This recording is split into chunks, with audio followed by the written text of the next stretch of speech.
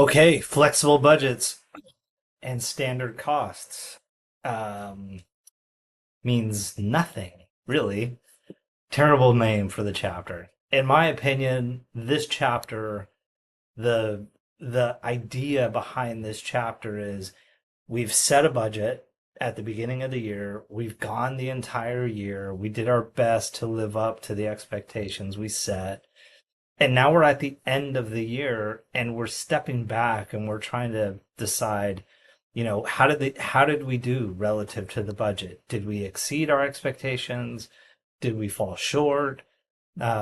Either we exceeded or we fell short. What are the material differences? Like, what are the significant things that we varied from the budget, and what should we look at? And then how do we interpret, some of the results? So there's all sorts of learning objectives in the in this chapter, and I guess I could very quickly show you some of them in the second slide. So we're going to define standard costs and how to explain cost information, how it makes things useful. A standard cost is really our expectation of how much it's going to cost to make a product.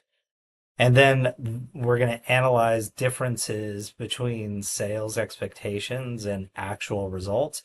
That's a big concept, and I'm going to actually go through some of that right now. And then we're going to talk about flexible budgets and how to interpret the flexible budget. We're going to talk about cost variances, and then we're going to talk about material price and cost variances. We're going to talk about labor variances, overhead variances, and all of that is going to make more sense the deeper we get into the chapter. But for now, I just want to sort of set the stage. And it's not even really a substantial portion of the PowerPoint slides. In my opinion, the book doesn't really do a great job of setting the stage. So I'm just going to take a quick second to show us what's going on. Okay, so we have a budget, and I'm not going to go through the entire income statement. I might just highlight something like units, right? I have an expectation of units. I'm going to call this like a static budget. Okay. And so at the beginning of the year, I could say, hey, you know what? In fact, hold up. I'm going to put the budget over to the right. Static budget. I'm going to do whatever. Okay, so I have units. And at the beginning of the year, I could expect to sell, I don't know, let's just keep it super simple, 1,000 units. Okay? Then I can say for every unit I sell, I'm going to sell every unit at, again, I'm going to keep it super simple, $7. And so my total sales, I would anticipate being 7,000. And then I could have all sorts of costs, cost of goods sold, material, labor, overhead. I'm not going to go through all of it. I'm going to keep it super high level. And I'm just going to talk about material cost. Based on producing 1,000 units, my material cost, I'm thinking, is going to be $3 per unit. And therefore, given the fact that I'm going to generate 1,000 units, I think my material costs are going to be $3,000. Okay, that's my budget. And then I get to the end of the year, and at the end of the year, I'm going to look at actual results. And my actual results, in terms of units, I sold 1,200 units. So I thought that I was going to, or I hoped that I was going to produce 1,000 units, but instead I actually produced and sold 1,200 units. All right. My sales were 8,000. Total sales 8,000. And then my material cost, I'm going to say my material cost was 4,300. Okay.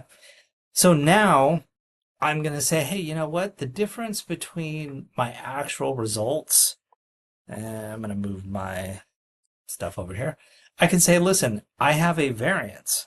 The variance between, actual and budget in terms of units, I'm going to have a a 200 unit variance.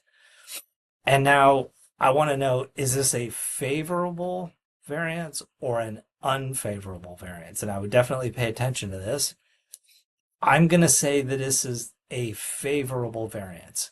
And the reason why I'm saying it's a favorable variance is if the difference between the actual amounts and the budgeted results, the budgeted amounts, if it's going to lead to more income, then it's a favorable variance. And so, all else equal, if I anticipated selling 1,000, but instead I ended up selling 1,200, my sense is that selling additional units, all else equal, is going to lead to more income. So I would say this is a favorable difference. All right. Sales. I initially anticipated that I would generate 7,000 in sales. However, instead I produced 8,000. So the variance is $1,000. And I'm going to say that's favorable because, again, if my sales is higher than what I anticipated, all else equal, I would think that my income will be higher. Now, material. I initially thought that I was going to produce 3,000 units I was going to generate 3,000 in costs. And unfortunately, I incurred 4,300. I'm thinking the variance is 1,300. And my um, my thought is that this is an unfavorable variance, right? I thought I was only going to incur 3,000 in costs. Unfortunately, I incurred 4,300. Higher costs, all else equal, is going to lead to lower income. So I would say this is an unfavorable adjustment or variance. Okay, so first major concept. When I'm looking at, let's just take material for a moment.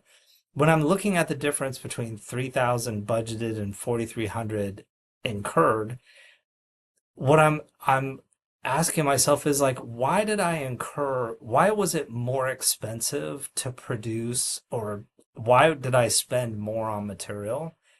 And my sense is that the first thing that we can argue is that, hey, you know what? We initially anticipated only selling 1,000 units, but instead we sold 1,200. And therefore, since we produced and sold more units, it makes sense that we incurred more costs. But is it really the case that the 1,300 unfavorable variance on material is related to the fact that we sold more units? Based on my observation, it's hard to tell. Okay. So, big concept. What I want to do is I want to create what we call a flexible budget. Okay. A flexible budget is going to allow us to make some really critical observations. All right. So, flexible budget. What a flexible budget is we're going to keep everything the same. We're going to just redo the budget assuming we knew with 100% certainty how many units we would produce. Okay. So I am going to create a flexible budget based on the actual units, and therefore the actual units that I sold was 1,200. And therefore everything in my flexible budget is going to be based off of 1,200 units. Then I'm going to re-estimate sales. And if I assumed that I would sell every unit at $7 and I sold 1,200 units, I would have budgeted 8,400. Okay. Then I can do the same thing for material. I assumed I would spend $3 of material for every unit I produced. And if I produced 1,200 units, then I think I would incur 3,600. So the flexible budget, it's taking the original assumptions about the price and cost of things and then restating the budget based on actual units that we delivered. And now I can do two things. First, I can call this a volume variance, okay? And now I know that the difference between my flexible budget and static budget, again, it's 200 units, and it is favorable, right? Because I'm comparing the flexible budget now to the static budget. How about flexible budget in terms of sales? 8,400, static budget 7,000, and therefore I have a $1,400 favorable. Okay, so I'm saying, listen, I sold more units, and therefore I would generate more sales dollars. Then I can do the same thing for cost. It is 600 variance, and the flexible budget is more than the original, and therefore that is unfavorable, right?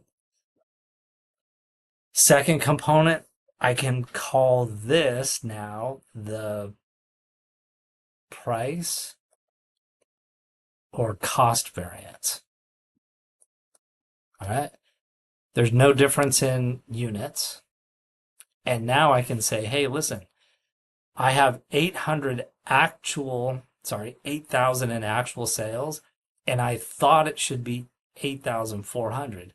Therefore, I have a $400 unfavorable discount. And what we're saying is, hey, listen, I sold more units than I anticipated. However, I sold it for a lower price, right? 1,200 units is the assumption here. 1,200 units is the assumption here. I thought I was going to generate 8,400 in sales based on 1,200 units sold. Instead, I only produced 8,000. So what I'm saying with sales now is, hey, listen, I sold more units, and that I had a $1,400 favorable variance. However, I sold them at a lower price, and that had a $400 unfavorable. And that explains my $1,000 favorable adjustment. I sold more units. Now, I didn't quite make as much as I thought I would, because it's likely the case that because I lowered the price, I sold more units. And now let's look at cost. Okay, cost, 3,600 was my flexible budget, and my actual results are 4,300. That to me is a $700 unfavorable. Okay, I was hoping it was only going to cost 3,600. Instead, it cost me 4,300. So now I can go back and I can say, wow, you know what? My material costs were 1,300 more than I thought. And the reason is because, one, I just sold more units, and therefore I incurred $600 in more costs because I sold more units. And then I incurred an additional $700 in costs because it turns out that the price of the material that I used is more expensive than I thought, right? Price variance, volume variance. That's a pretty powerful tool, okay? And the rest of the chapter is really dedicated to understanding this 700, right? I almost should cover this in a second lecture, and I probably will talk about the next step in great detail throughout all of the slides. But the vast majority of our chapter is really devoted to, man, this $700 price variance. What is it related to the $700? Like, how did I incur 700 more than I thought I would? Right? Again, we're still basing everything off of 1,200 units. And in the real world, I incurred 4,300 in costs, and I thought based on correcting for units, I should have only incurred 3,600. Okay? There's two things that could make me incur more costs. First is that the material that I'm using to make my products could just cost more. And I would call that a cost variance. I don't know what I'm making. I can make tables, right? So I'm using wood to make tables. And so I incurred this $700 more, and it could be the case that the wood, I was thinking that every sheet of wood that I use for my tables is going to cost me $25 per sheet. Unfortunately, my sheets of wood turned out to cost $30, right? 25 was my assumption, 30 was the actual amount that I spent. So the cost of the wood was more expensive. That could be one explanation. The other explanation is that it turns out that I was using more wood than I thought I did, right? The quantity of wood that I'm using for one table is more than I thought. And we call that the efficiency variance. It could be the case that I was only going to use one sheet of wood for a table, and instead I had to use 1.5 sheets, right? So ignoring the price that I'm paying for the wood, now we're thinking about it in terms of how much wood did I actually use, okay? So first major concept, in fact, I'm even going to use red. First major concept, the flexible budget allows us to determine what portion of the variance is related to the difference in volume, and then what portion of the variance is related to the price. Then the second major concept is, once I look at the price variance, what portion relates to the fact that the cost of something was more or less, as opposed to how much I used. That is a lot to unpack in one lecture. Okay? But that to me sets the stage for the rest of the chapter.